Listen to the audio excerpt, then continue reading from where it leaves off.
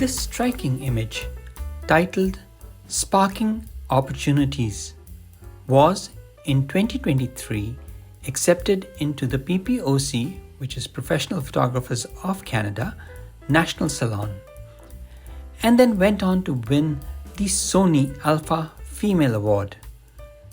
Let us speak with the maker and find out how she created it.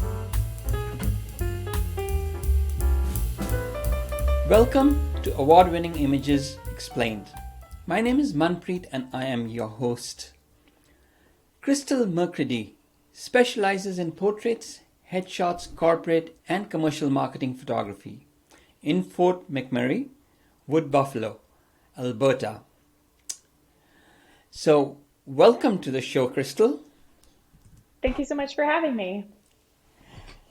Now, normally I go online and do my research about our guest, but there wasn't too much I could find about you. So why don't you tell us a little about who Crystal is and how she got involved in photography? So I used to have an online presence, but I was deleted from Meta last year. So anything Facebook, Instagram related were deleted, and never rely on a platform that you don't control. So, and a lot of the work that I do is covered by NDAs and things like that, so I can't share it. And other things just don't align necessarily with my promotion, so I keep it to the headshots pretty much. I got started in photography after I had kids.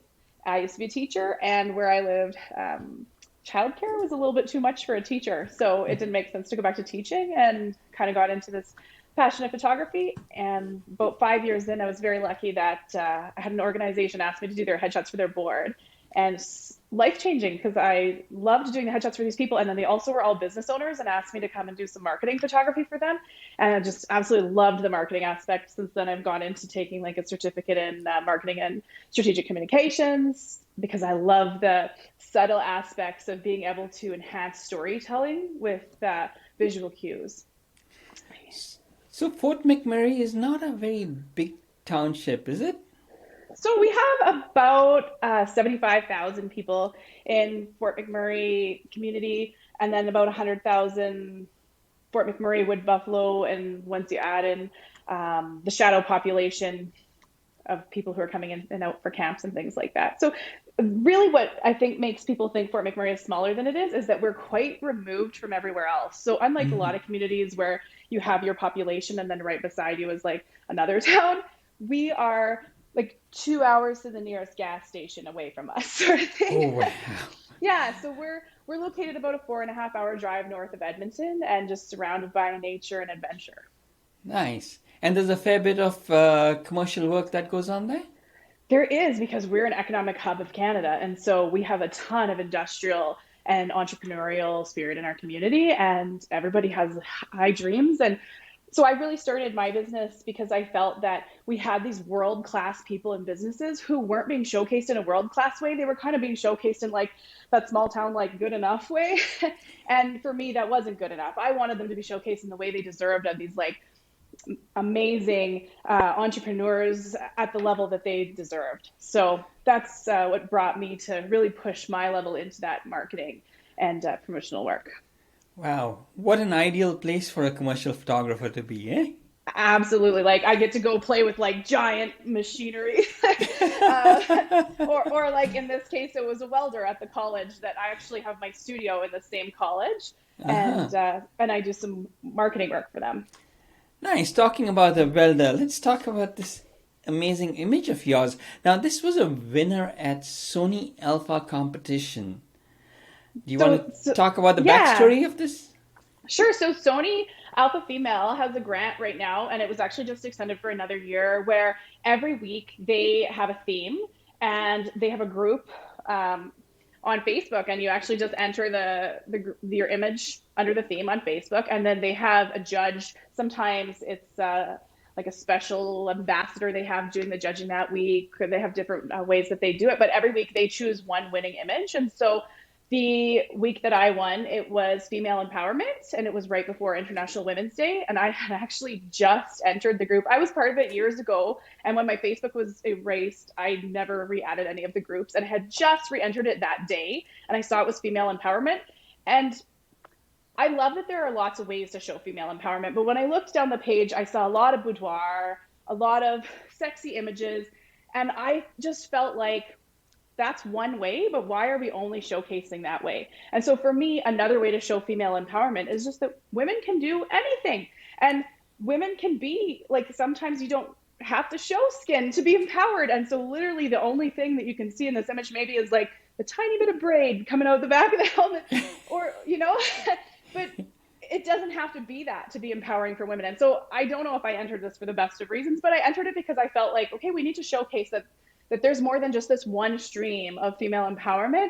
And certainly I will say, like, something that I find in competition when you enter images is if you enter something that looks like everything else, it's really hard for the judges to discern like your image. Whereas if you enter something that's much different, it's much easier to catch the attention of those judges. And so in this case, I definitely think that's what would happen. And I think even the bigger win for me is when I entered this one. After that, then I started seeing, oh, now someone's got a pilot in front of an airplane, and more industrial and like kind of grungy images started showing up for that female empowerment. And I think that was almost more of the win of like, okay, it's not, it made it okay. Like, you don't have to just enter those lingerie or images like that. We can do some different kinds of empowerment images now. Good. So you started a movement. Well, it's maybe I was just lucky and did it first, but it was a few days into it, and I was like, you know what? I'm just like hitting send on this now. No, it's a very, very strong image on its own. It's a powerful image. It makes the impact. Was this a planned shot? Was it for a client? It is for a client. So yeah, it was for the college. It's a marketing campaign to promote the welding program and the trades programs in particular. To everyone, but including to women, to help them see themselves in that space. So this was one of those images for them. When we shoot these marketing campaigns, it is with a student who is in the program. She's a third-year welding student. We always shoot with real people, and we shoot in the real space. And so we're a little bit limited on how much we can play with.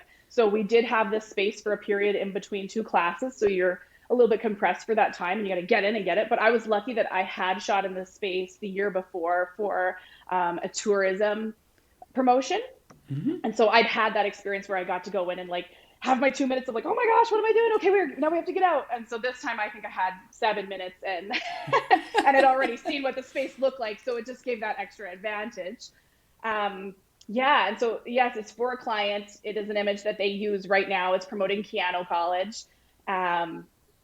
Yeah, and nice. You want to share the image so that... Sure.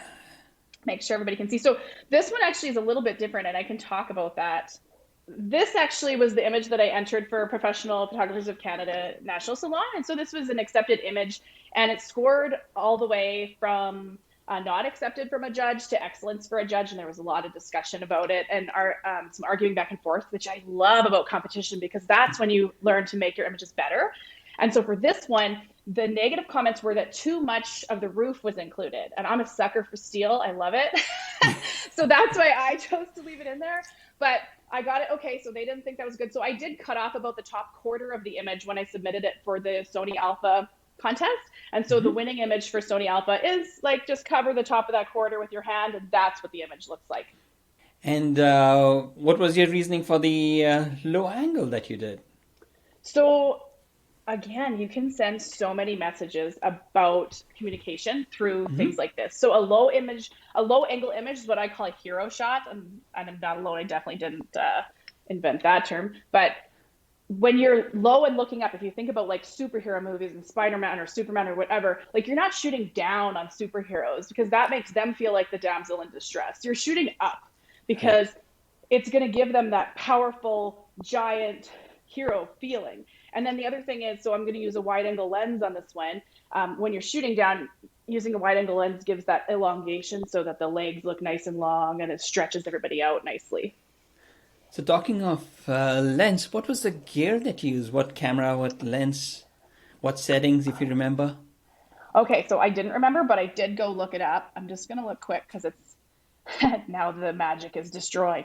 Um, it was the 16 to 35, 2.8, and I shot it at 5.6 because and 160 second or 6.3, sorry. So I can tell you the gear here. What I'm doing is there's really ugly light in this space. So I'm cutting that light out totally. So like this is no flash with that basically eliminating any ambient light besides the actual welding because literally every light bulb in that room is different. There's a green light, an orange light, a blue light. It would just be really bad mixed lighting. So I just cut it out and create my own. 160 to the second because I want to be able to let it have some spark trails. And so you'll see like in this one, this is the spark trails that were used. And I actually did composite those into that other photo because Okay. the best one of her and the best one of the sparks didn't happen at the same time. So I just put them together. But you can see, and the sparks were actually shot at f9. So that was earlier on in before I had decided to come down to 6.3. But then this was the image that I actually ended up using with those sparks put in. So I shoot the Sony A1s. Yeah, it's sort of like I feel lazy because the cameras are so good nowadays.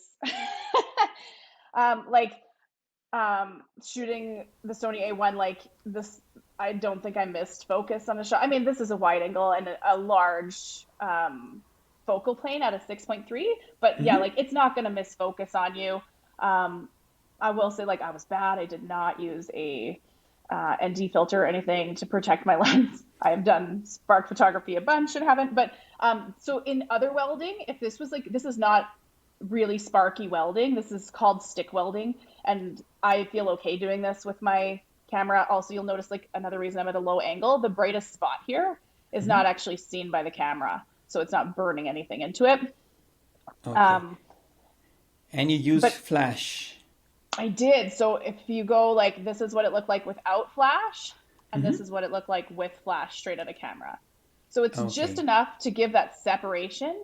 See how she's separated right there, right? And so that's what I wanted to be able to do. And what flash was it, like So this is standalone the flashes? so this is it's a Godox 8100 and it has a Mag Mod um Magsphere on it at this time. And then my lighting assistant here is actually the graphic designer for the college, and she's just holding my light here. And so whenever you're working with someone who's, you know, um, can you just hold this and point it this way? It's always like, hopefully it's the rightish direction and it moves, people do, but there actually couldn't be a light stand there because she's standing in between. There's like a protective curtain here, and literally her hand is on the other side of the protective curtain, and just the light is poking through one of the little folds in the curtain right up here so that it can just be on her to give her that separation. And it's got a grid on it as well. Yeah, the Godox makes some amazing equipment. Mm-hmm. Were you on a tripod? I was not. I was lying on the floor underneath. So there's this station here. This station here. There's four of these lined up. And so Okay. I am underneath these from the next station trying to fit in. And so we chose this last station instead of the other ones because I didn't want the other ones in the shot. I wanted it to just look like one because they sort of wanted it to look like she was at work. But with COVID, it's been really difficult to try and get in some of the shops. Yeah. So they didn't want extra people. This was shot last spring, so we were still kind of in that restriction where it wasn't free to go wherever you wanted. So they needed it to look like their school, but they also needed it to look like it could be a real working station. And so we didn't want three more in the way. So we needed her at the last one, and that meant that I had to squish in underneath this table against the floor, be far enough away that the sparks weren't going to hit me, but feel like I was still nice and in it. Okay. And were you wearing protective gear? I was. Anytime you're in here, I'm wearing full out. Like I can't see really through my camera what I'm getting because I'm wearing darkened glasses. I have a helmet thing on as well. I have full coveralls and like a lead vesty thing that they make. It's really heavy. Yeah. But your final image shows quite a bit of detail, and the initial images out of the camera were quite dark. Did you do that in post, or I they're separate did. pieces? Yeah? You want Yeah. to talk So about it? Absolutely. I can show you, like, I'm going to show you the very basics. The truth is, I very rarely edit like this, but we knew that so every image that I do, there's no like, this is how the steps, there's no steps. It's what does this image need to make this image work? And so this is not a look that I do a ton of, but for this specific one, we wanted it very gritty. And so, and when you're working with welding, it's brighter than anything. Like it's like brighter than the sun. So I'm always like taking these highlights down and bringing those shadows pretty far up and then giving it some clarity, like because this was a really gritty one, I think we probably took that down a little even more. I might have to look up now and see. And then I know that I saturated this a lot. Is this the one that, yeah, it is. Okay. And then probably, yeah, once those sparks are in the front and it's cropped in a little, I know that I gave it even a tiny bit of dehaze. It really popped it. So see how it kind of gives it that. And then popping into some colors. I wanted to play those oranges up a lot in the back. And so I didn't do this all in here, but I'm giving you kind of the idea. I did a lot of it in Photoshop because I like the layers and not having it on her. So some of what I would do was like start it in here and then move into Photoshop and open it twice and then mask it with her and without her. So I noticed that you do your processing in Capture One, right? I do. And do you tether or? I do. So I don't tether in these sessions because I'm literally running from one space to the next. Like I think we shot 7 things this day. I think we drove to an airport and did like pilots and all kinds of stuff. So I don't tether when I'm on location unless we're going to be in like the same space the whole time. But I do tether in studio for any studio work that I do because I just like to see it on that bigger screen instead of that tiny little LCD. Yeah. But like I said, for this, I actually couldn't see the screen anyways. Yeah. Nice. And were there any challenges that you faced during the shoot or in post that you'd like to talk about? Definitely. So I know that I had this is probably where this one originally started, and then I found it was a little too, so I'm always changing the images. Every time I look at it, I go, oh, I think it's too this, it's too that, and still adjust it before. But so this was actually the original image, I think, that I submitted to the client. And then when I submitted it to PPOC, it became this because PPOC for competitions, you're matting on this shape. And I decided I want to try one where I actually don't have a mat and it takes up the full spec. I've never done that before and just decided I want to try that. So that's why it's the shape it is. And then I also wanted to play, I know judges love the color harmony, and I wanted to play up that orange even a little bit more. So that's why I popped those oranges just a little more. Now, PPOC is Professional Photographers of Canada. Have you been a member of PPOC long? Since 2000, the end of 2017, I became a member. Yeah. And you've been entering competitions for some time now. So it took me about a year before I became accredited with PPOC. And then as soon as I was accredited, then I started entering competitions the following spring. I've had a lot of luck with, I don't know if it's luck. I play a lot of strategy in competitions. I'm very strategic. So I will enter, there's regional competitions in the fall and then a national salon in the spring. And so I enter the regional competitions in the fall and see which ones do well. And those ones are the ones that I enter in the spring competition. So then I've only ever had one image in all of those years that wasn't accepted into the national salon because I've already kind of let them go through the judges and seen what's picking up and what's not. Yeah. So there's a process that you go through, like, selection of your images, preparing your images, looking at what the judges might want, tweaking it, entering it, listening to the feedback, and then reworking them.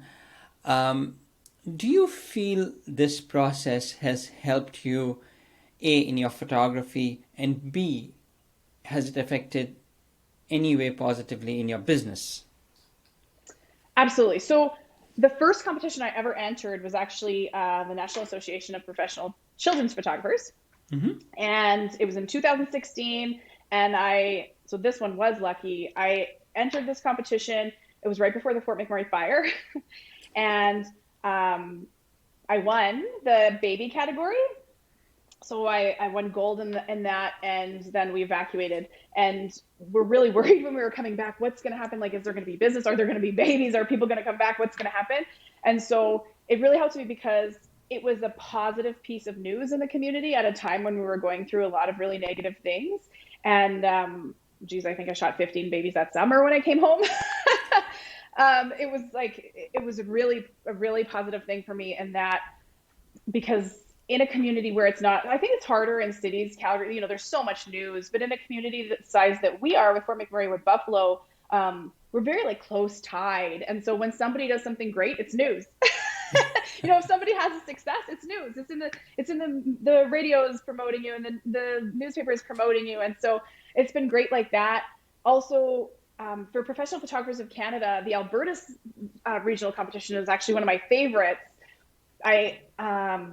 After the competition, every image that gets merit and excellence, they put into what's called the Best of Alberta, and it travels. So you have the opportunity to bring the show to your community and put it up. And so we have put that up. It's actually there right now. It's being taken down today. But we've had the last 3 years of the shows in Fort McMurray in our Kirshner Family Gallery, and it shows for a month. We usually get together and have a grand opening or something like that for it, and then just promote it throughout the community. And it's great because the gallery promotes it, the news stations will promote it for us, everybody. It's near the dance hallway and the swimming hallway, so if people are taking their kids to those things, then they'll, the kids are in it, and what should I do for the next 20 minutes? Grab a coffee and go down the gallery hallway and check it out. So that's really great. And then it's given us a chance to work together as a community. Like, we'll send our images to each other and go like, what do we think is the best one that's going to make it through, and work together with it. So it's great because it's created this community for us. And then it also just feels like anytime you have a success, like the first regional best in class award that I won was a Northern Lights piece. And that image is now actually on a Visa card for prepaid visas for Buy Local from our Chamber of Commerce. Yeah. So it's really cool because the whole community really does celebrate when you do something like that. Yeah. And it's phenomenal marketing for your business. Yeah. And so the Sony Alpha Award was like that too, a little bit. It was great. I was actually in a coaching lesson. Like, we were in a seminar that day when I got the email from Sony that I was the micro grant recipient. So it was great because I, was in a room with a dozen community leaders. We're like, that's so great. And then they were sharing about it. And it's really just, like, if you include others in that, then they're so happy to like promote you and cheer you along. You kind of get, you're cheering for them, they're cheering for you. It's reciprocity. And the college obviously was very happy. So this image was a year ago and they used it then. And then after the Sony Alpha grant, they actually just started pushing marketing with this image again. So it's currently a sponsored ad running on Facebook nationally for trades promotions. Well, quickly in a couple of sentences, if there's an aspiring photographer in a small town wanting to do commercial work like yourself, what would you tell them? What advice would you give them? Meet people. Get off the internet and go and meet people, because in the internet's very big and everybody's there. Go and meet those people in real life and show them that you do care about their success. And you have to actually care about their success or else this won't work. But if it has to be something you actually care about, find out what your real passion is, not trying to like copy what someone else is, but find out what you really are passionate about doing, and then go and share that with others, because they'll want to help you succeed when you're trying to do something you're actually that passionate about authentically. Nice. Network. Yes. Yes. So, talking about passion and being passionate about your work, where can viewers see more of your work or follow you if they want? So, yeah, this is a rough one because I don't put a lot of my work out right now. I guess probably the best place to follow me would be in Explore with Buffalo. So I do some of the social media work for Explore with Buffalo and economic development for McMurray with Buffalo. So I'm like, sure, yay, Explore for McMurray with Buffalo. And so I'm doing a lot of the content creation for them. And I mean, right now, a lot of it's also video, but there's photos in there. So a lot of my work is shared through there. Otherwise, yeah, most of my work is probably just really shared by my clients. Nice. Okay. Well, thank you so much, Crystal. This has been so wonderful, and I'm really looking forward to meeting you over the weekend at the conference. Thank you So, so much for having me. It's been great. And I'm so looking forward to meeting you too. absolutely. Now, if you've enjoyed this video, please make sure you give it a like and don't forget to subscribe to the channel. Thank you.